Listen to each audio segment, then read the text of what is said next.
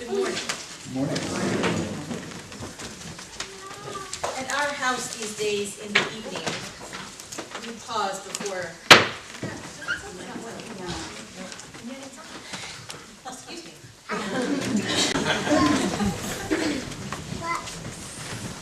Nancy's going to look at the dials and the knobs. The past few weeks at my house in the evening before we tuck our little boy into bed, we sit still for a moment and listen to the birds sing.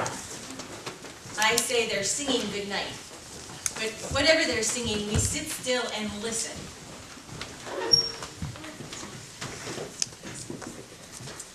Every spring is a surprise to me. I would think this many decades in I would get used to it, but I don't get used to the world going green and filling up with song again. And I love to pause and listen. Hear life singing.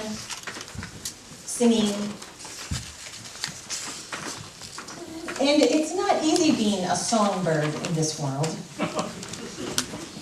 Cold and wind, the house cats, the marauding crows, and still they sing. Just like the birds who get quiet as the hawk goes by. We too sometimes lose our song. And we get together like this on Sunday mornings, and we get together other times too, to catch the song of life again, to take it up, to carry it with us, and to pass it along. Thanks for being here to gather up the song. Our Director of Religious Education, Lindsay Jean, and her family will light our chalice this morning.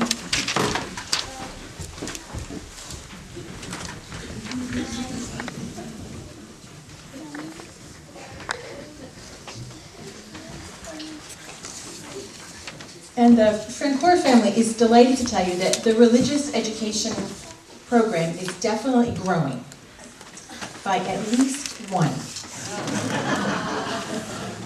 And that new enrollee is expected to arrive sometime at the end of November or early December.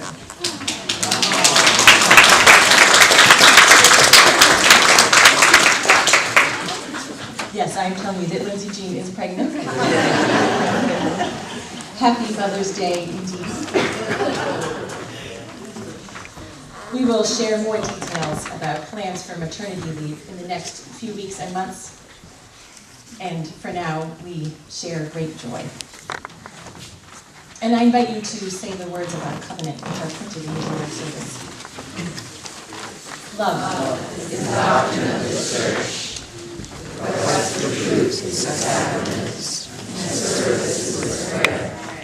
To dwell together in peace, to seek knowledge and freedom, to serve humanity in fellowship, to respect the nurturing power within all of us to be covenant.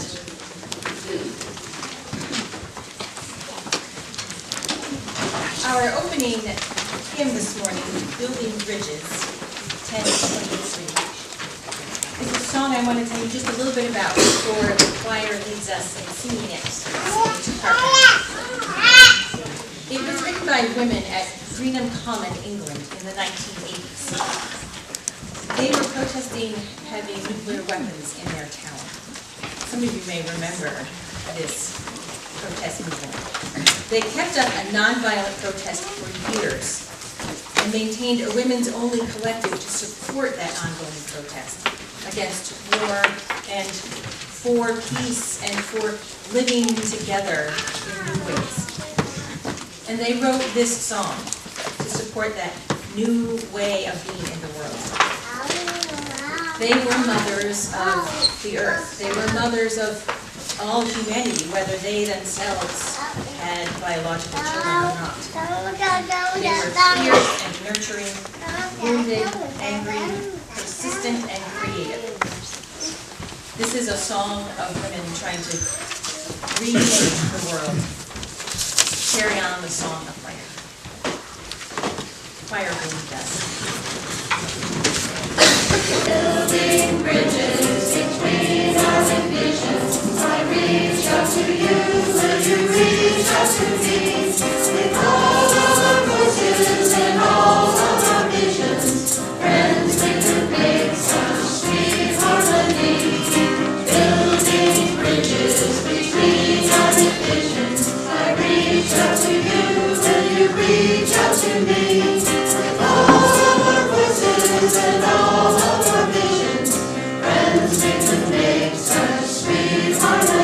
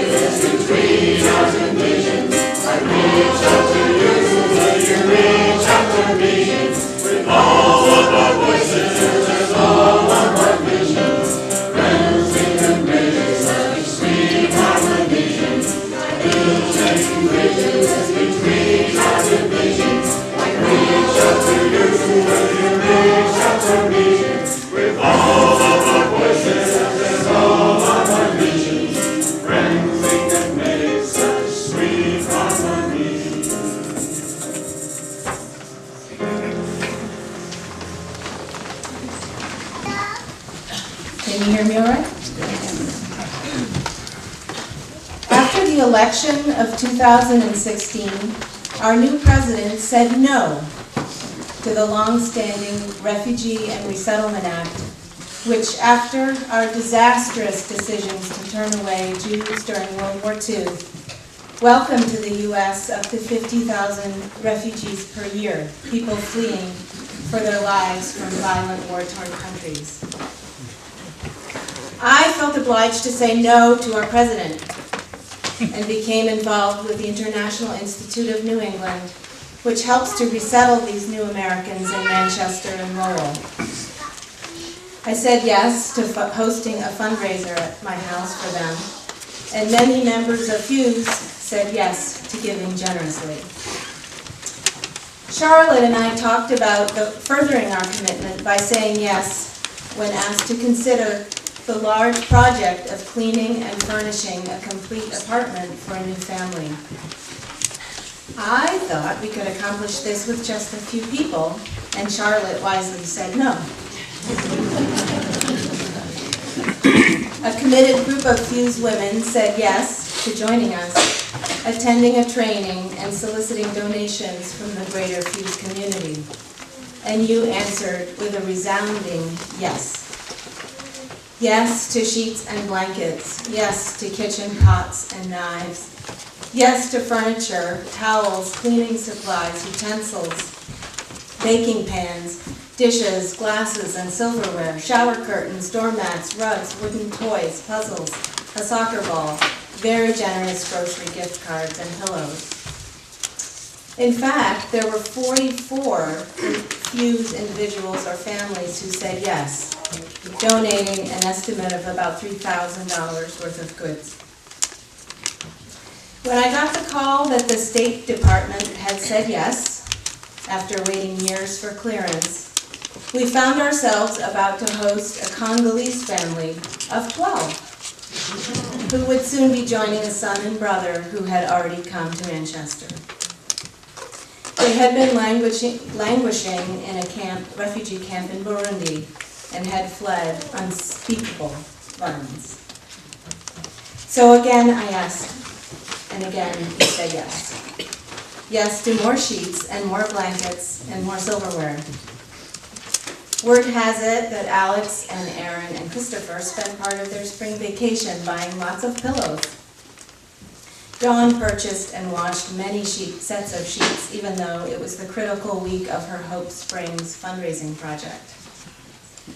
When I was stumped by the conundrum of figuring out how to seat 13 people around a table in a very small apartment, Jim Weber cleared the fog with an idea which worked perfectly.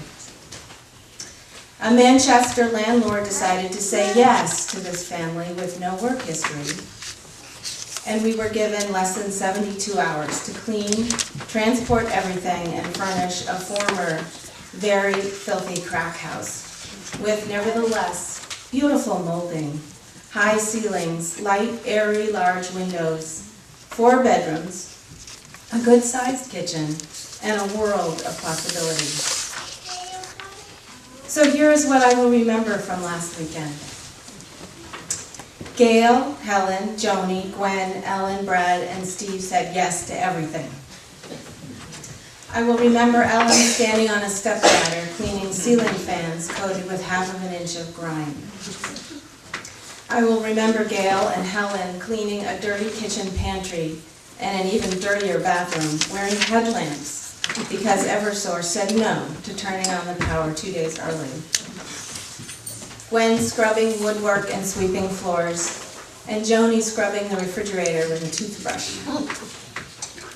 Cliff and his son Will delivered Melanie and Peter's couch, and Brad and Steve built 5 bunk beds, fixed lights, and sealed an old gas duct dripping with asbestos fiber.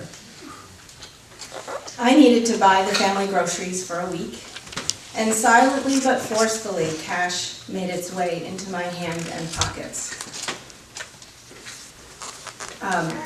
Faces saying to me, no, do not object.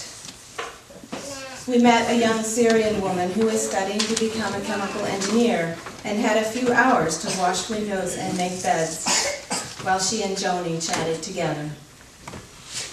We met the neighbors and their polite children and checked out the Nepalese grocery store on the street.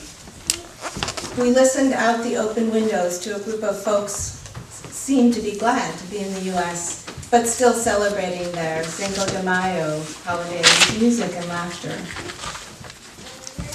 The 10 twin beds all had matching soft green bedspreads and a stuffed animal on every pillow. The large queen bed was ready to receive the older parents who probably had had no privacy for years. The kitchen was clean and welcoming with wooden shelves and fresh towels stocked with bananas and oranges, yams and garlic, chicken, corn flour, and a huge burlap sack of rice waiting in a homemade basket made by Emery Ford.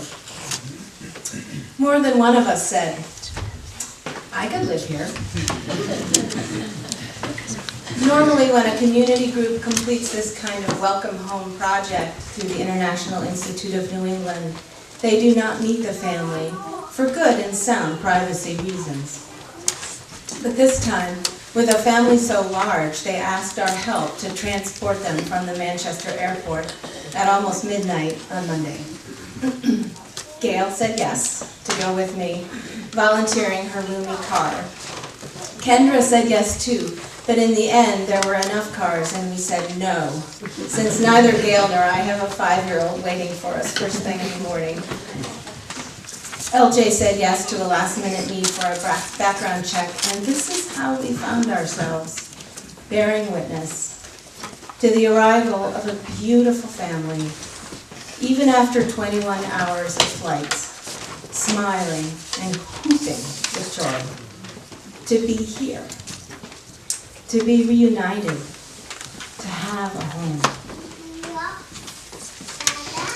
My own immigrant ancestors were Calvinists, and a message has been passed down through the generations equating boasting with sin.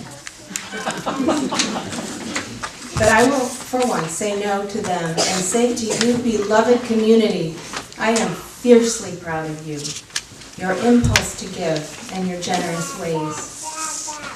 There can be a gut-wrenching fear that comes from a world with so many unmet needs.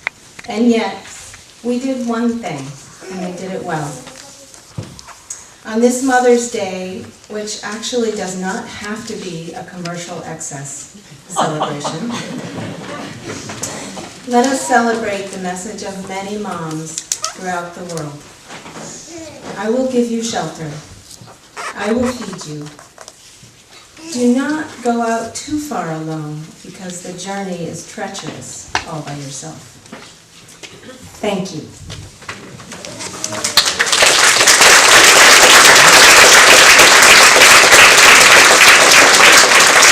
Bird song. It's quite fitting. It's a celebration of life, this piece. The text of this piece comes from a collection of poems written by children who, while incarcerated in a concentration camp in Czechoslovakia during the Second World War, wrote of their experiences and their dreams. The young author writes of the beauty of the world, rather than of the horror and the destruction of the then present circumstances. Hope you enjoy it.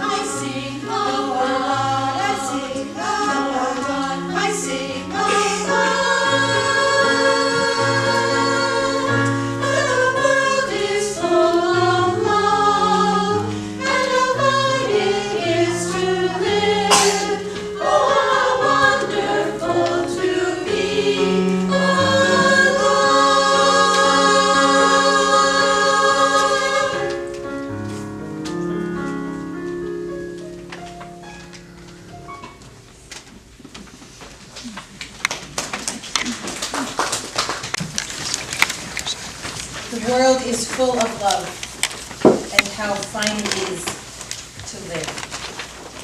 How wonderful to be alive. That is the song that we try to gather up here together.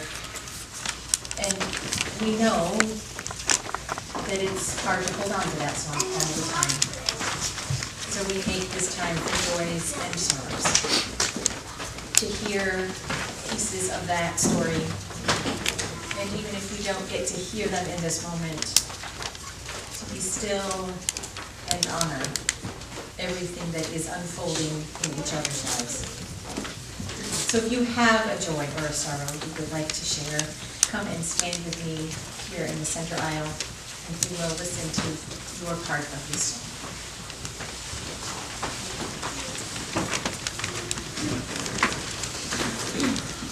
Well, we have news again. Kelsey and Richard gave birth to our fourth grandchild, a little boy this time, and they're out in Columbus doing really well. It was last Sunday, so he is a week old right now, Ansel Michael, and we're very excited. Number 4.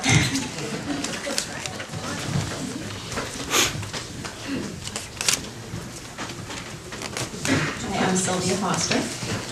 We live in a wetlands, and so we're treated to a host of songbirds, and this time of the year, of course, with migration, keep an eye out. And so on Wednesday, I spotted in the apple blossoms a Baltimore Oriole. So if that wasn't enough, then the scarlet tanager landed in the linden tree, and then this beautiful rose-breasted grosbeak came along to feast on the orange I talked about. So I say how wonderful it is.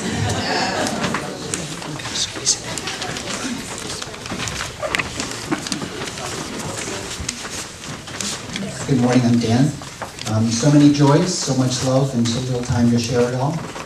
First of all, you is one of my largest, biggest joys. And so for you, if you don't know, I've just come off a number of surgeries and pneumonia, and I don't know if I would have made it without the support and energy that I got from all of you. Another joy is my family, that's my extended family that I'm sitting with in the back. Again, such love and wonders. Third is, for those of you who don't know, in a drawing last week, I'm on the scooter. A little too chilly to ride it in this morning, but a few little spins around the town.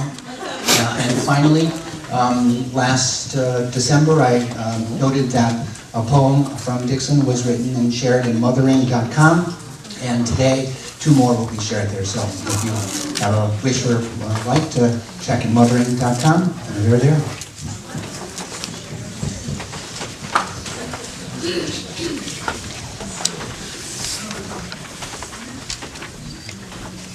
And I come with a sorrow, but it's the cycle of life, the circle of life, but I don't have great detail, but we've all, I think most of us have met Cleo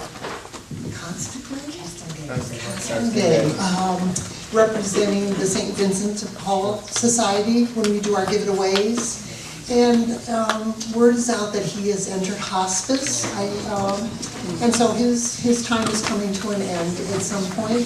We will just wish him birdsong and love and all that he has brought, because he has been a dynamo for the St. Vincent de Paul Society and just for all of Exeter and the surrounding community. And we saw his dental van a couple of weeks ago, which was a dream of his. And so anyhow, just ask that our hearts go out to him and his family.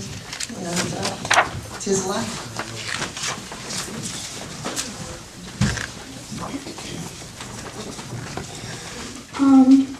I kind of have a joy. Last weekend, I saw Avengers Infinity War, and I really liked it.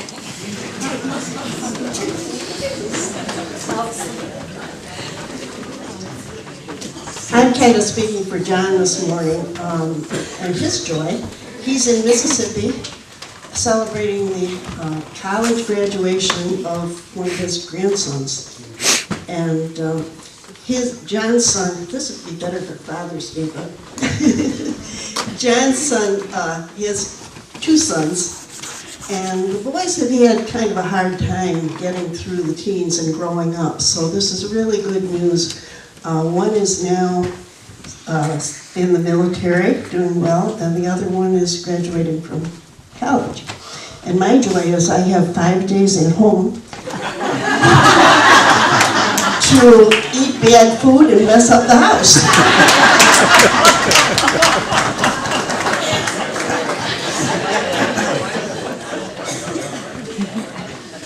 Hi, I have a couple of joys. In Maroon, I got my for my new haircut and I love it.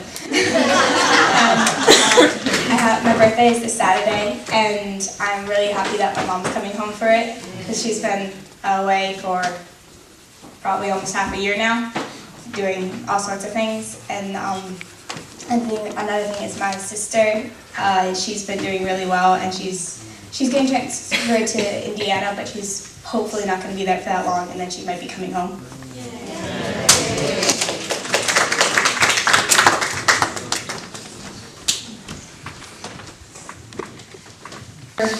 Joy and we hear sorrow, and we hold all that is unfolding in this cycle of living that we share.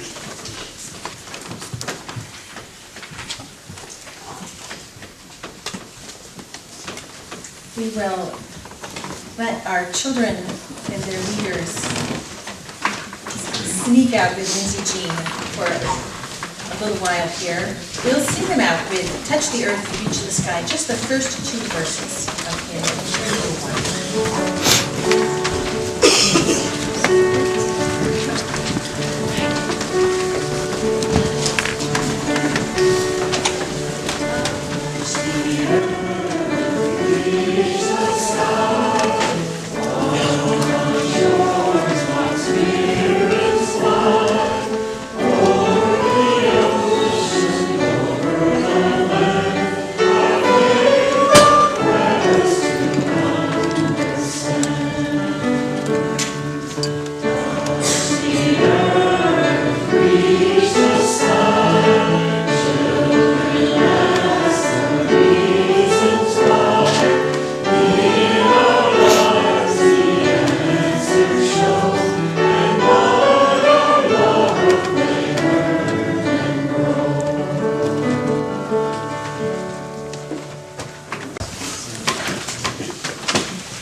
I invite you to settle into a time of meditation or your own practice.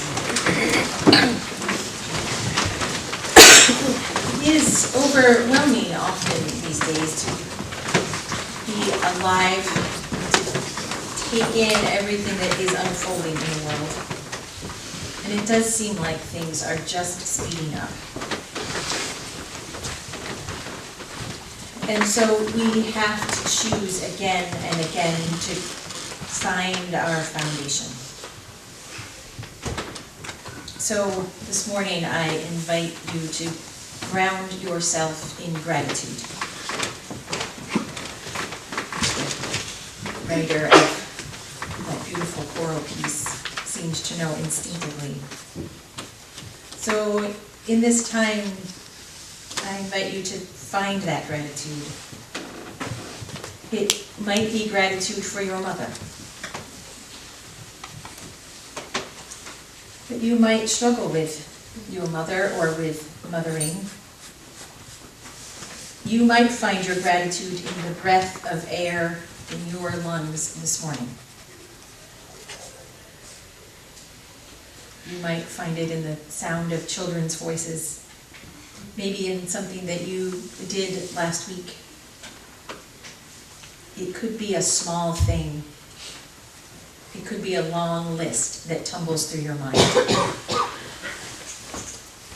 Let us rest in gratitude for these few moments. Not to sidestep the sorrow, but to ground us for the whole journey. This is a poem by Kim Stafford, Nest filled. Use your whirling wings to find the right tree. Use your pert eye to choose the level limb. Use your nimble feet to cherish the hospitable fork.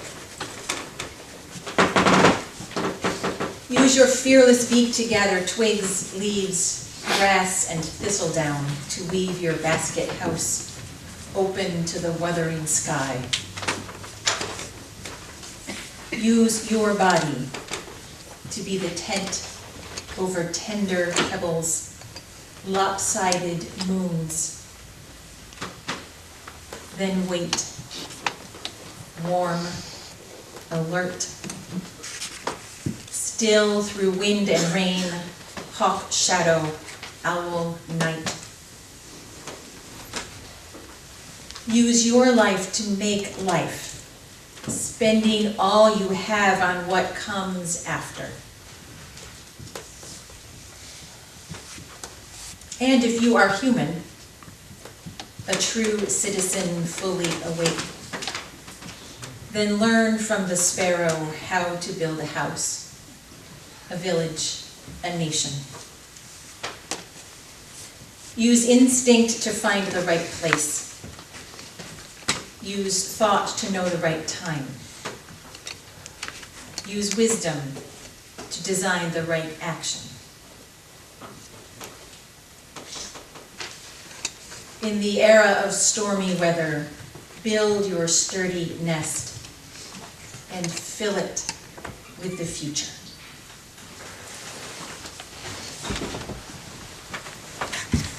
And we've already heard that story this morning. The story from Amy of working with the refugee family, that building of a nest. The story of the beauty and the sweetness in this life in the midst of what has been great suffering. And did you say 44 people helped build that nest? And so now we're connected to this family. Although we won't know them, we won't get to know how they put the pieces together, what it's like for them to take flight in this new place. But this congregation, led by that group of fearless women and men, helped build that nest and filled it with the future. And that is living out the original spirit of Mother's Day. The Mother's Day that Julia Ward Howe, who was a Unitarian Universalist, well, I guess she was really a Unitarian,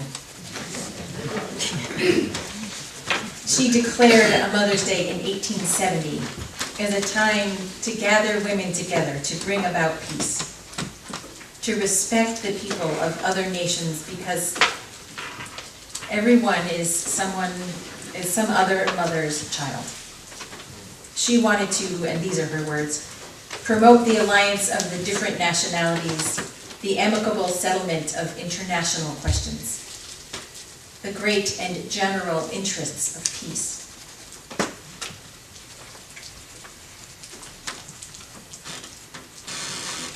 You have likely heard about the caravan of people who traveled through Mexico from Central America to the southern border of the United States seeking asylum, seeking life after violence in their own homes and lives was unbearable. This happens every year, but this year much was made of it. And it turns out that some of those people are indeed being brought into the United States to be considered for asylum. And they're being sent to several large cities to go through that process that can take months and even years. And some of them are coming to Boston. And just like the family we heard about this morning already, they need somewhere to live. And so a number of people have volunteered themselves, saying they could come and live with me. And a UU minister in Harvard is one of the people who has been asked to house a mother and daughter who are seeking asylum. So they'll live with her for a while probably, as they go through the process of becoming refugees and hopefully finding peace here. Another nest, another living out of the Mother's Day proclamation from nearly 150 years ago.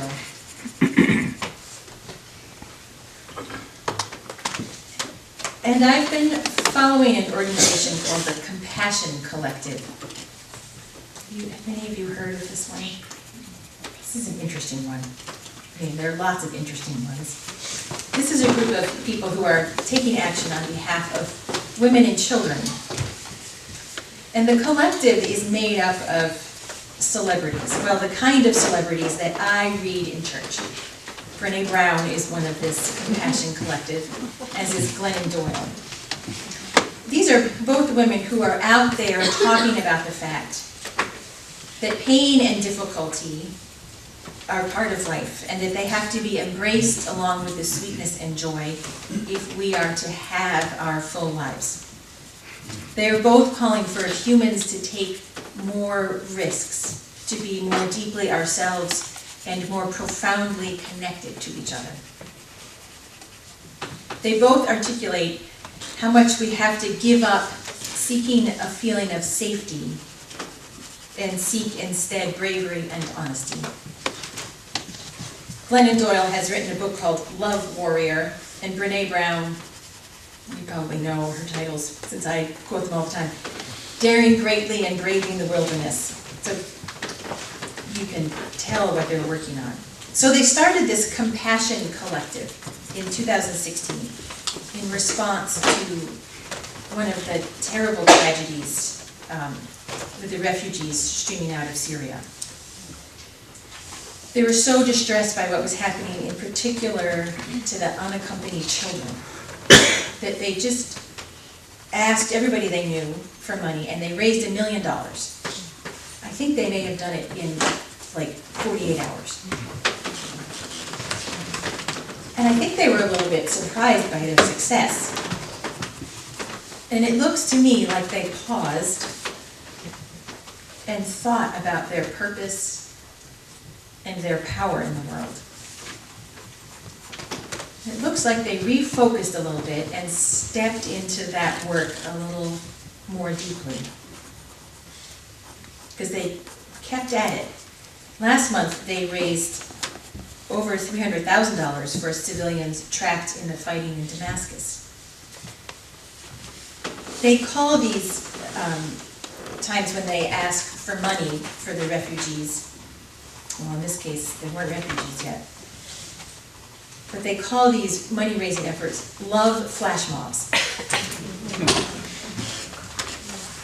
Which is, I love that they keep the playfulness and the joy in what they're doing while they're confronting some of the hardest stuff unfolding in the world. They collect love for these people caught in war and for refugees by collecting money, mostly from people in the United States, and they send it to organizations who are working directly in Syria or with refugees, wherever those refugees show up.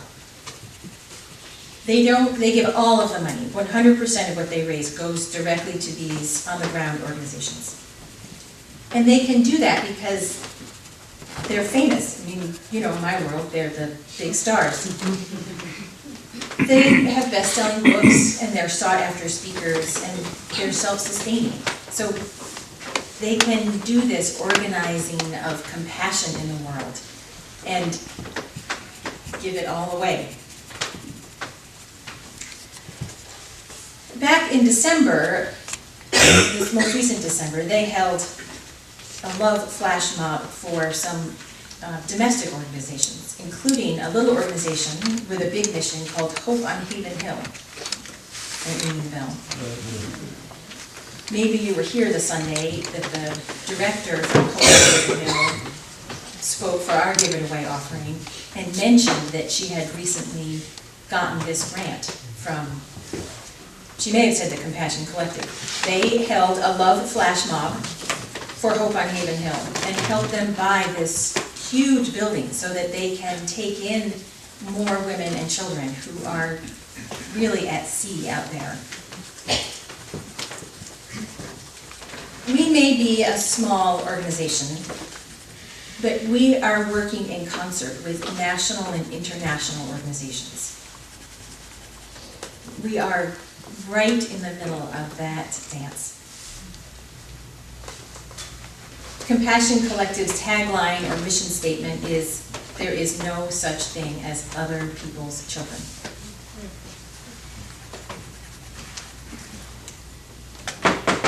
And that is the same project that we're participating in. And when we give away our offering, it's a love flash mob. I think probably we can't call it that. I think we'll keep calling it what we call it, but we're doing the same work. We're connected to this much larger work. So I want to read to you what Compassion Collective says about themselves. They have a piece on their webpage that says, "We're taking back Mother's Day."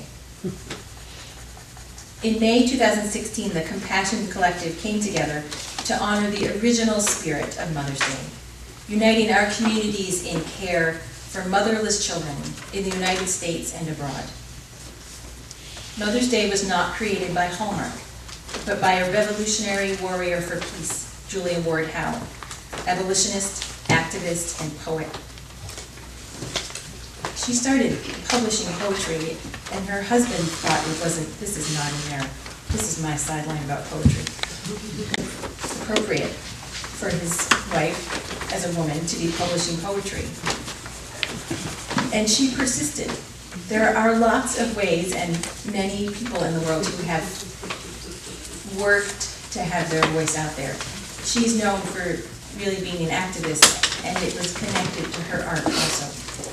All right, back to the mission statement now. Julia Ward Howe was the founder of the original Mother's Day Proclamation in 1870. Tired of war, tired of tribalism being valued above the lives of the vulnerable, her pain became her mission. She called out for revolution, and she called this revolution Mother's Day. Mother's Day is about love, but it's not about commercial, comfortable love that just snuggles up and stays home. It's about the love that throws open the door and marches out of our homes, beyond our fences and neighborhoods, and into the hurting world to feed the hungry, shelter the homeless, comfort the hurting, mother the motherless.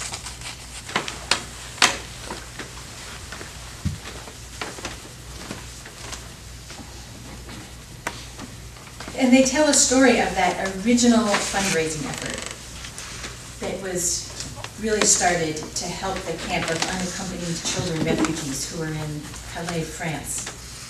We remember that sprawling camp that was eventually closed. It was full of children who had come without parents. They had either left Syria because their parents were gone, or their parents decided that the best thing was to send them on alone. Can you imagine? One of the people who was on the ground in that camp and received money from the Compassion Collective bought many of the children small cell phones so that they would be able to call for help if they needed it. I see a few of you looking puzzled, but one day this person who bought phones for small children received a text from one of those children saying that they were trying to get to the UK, and so they'd gotten into a container truck. Yeah. And there wasn't enough air. And they needed help. So they texted from the back of this truck, and they were able to find the truck, probably located that phone, found the truck, and rescued the people. So there's a short essay on the Compassion Collective's website about the fact that This all seems so overwhelming. There's so many people who need so much. It's hard to even think about it. And one life, one life, one life on the wild seas of the world. We cannot catch them all, which is so heartbreaking. And one life, 12 lives, one life. How to build a house, a village, a nation. Use instinct to find the right place. Use thought to know the right time. Use wisdom to design the right action.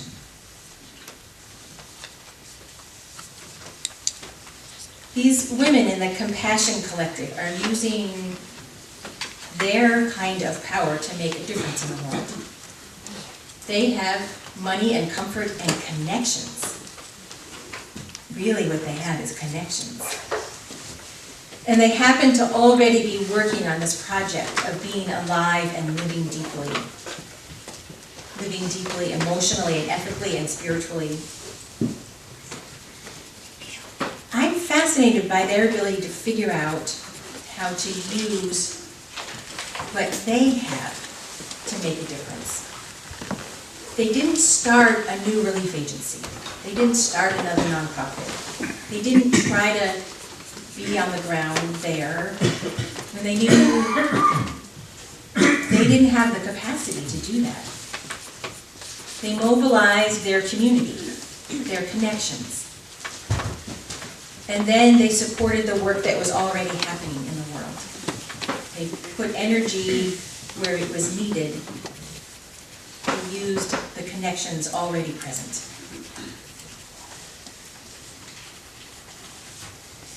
We are just like them. We have a lot more resource than any of the refugees. And we have connections. And so we have the ability to make things move. And we may underestimate our capacity to do that. And yet we've already done it.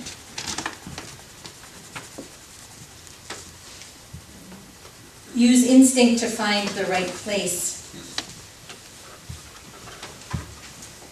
means to me stay alert for where what your joy is meets what's unfolding in the world. To stay aware of what's connected in your heart and the world. Your curiosity may pull you toward things. You can follow that. Use thought to know the right time. Well, the Compassion Collective connected Mother's Day, that original mission to care for the world, as the moment to call people to care for children scattered by war. That mission was compelling because of the meaning that the timing brought out.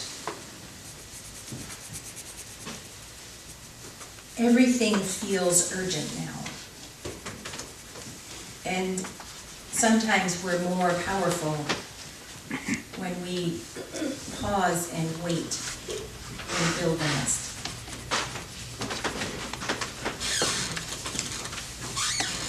Use wisdom to design right action. These women gathered everything they know about what makes life meaningful and real, and gathered a mission around it. And then something really happened. And then they reflected on what that meant and how they wanted to live into it even more.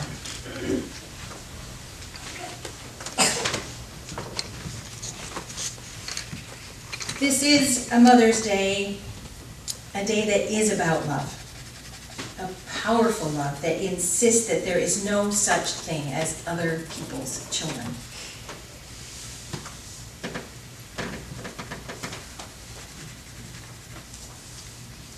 Use instinct to find the right place. Use thought to know the right time. Use wisdom to design the right action.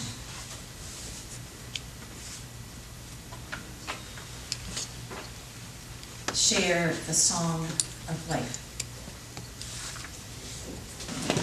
There is something we can do together that we cannot do alone. It's not easy, this being together thing. We hurt each other, we get hurt, we are disappointed, confused, and still we know that there is something that happens together that is more powerful, that we can make a difference together, that we can hold grief together that we cannot face alone, that we can find a joy that takes wing together. And that is why we take up an offering. It's a gift to what we can do together. Make a nest and fill it with the future. There are candles available up front for those who wish to light one for anyone. The morning offering for the nest of this congregation will now be received.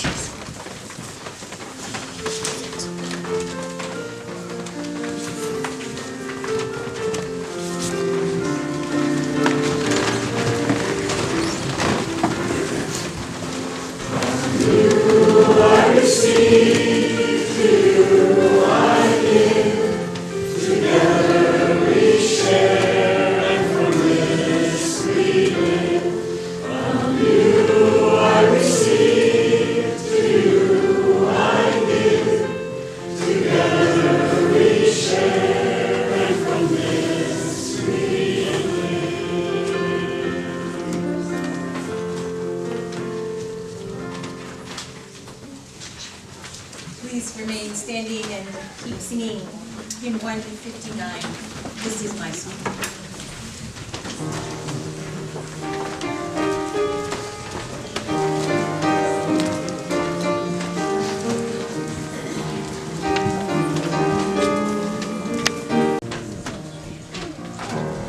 This is my song, O God of all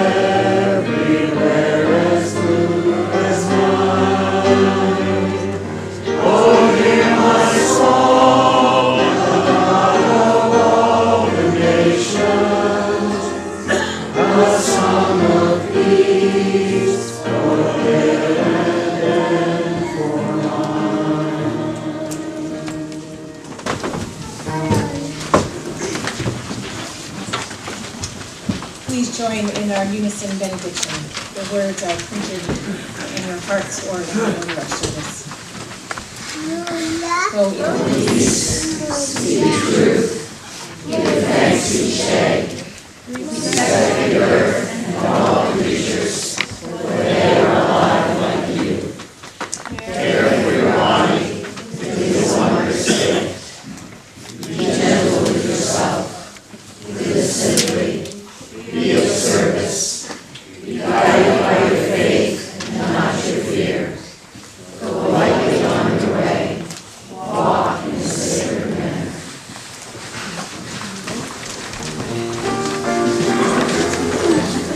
Good.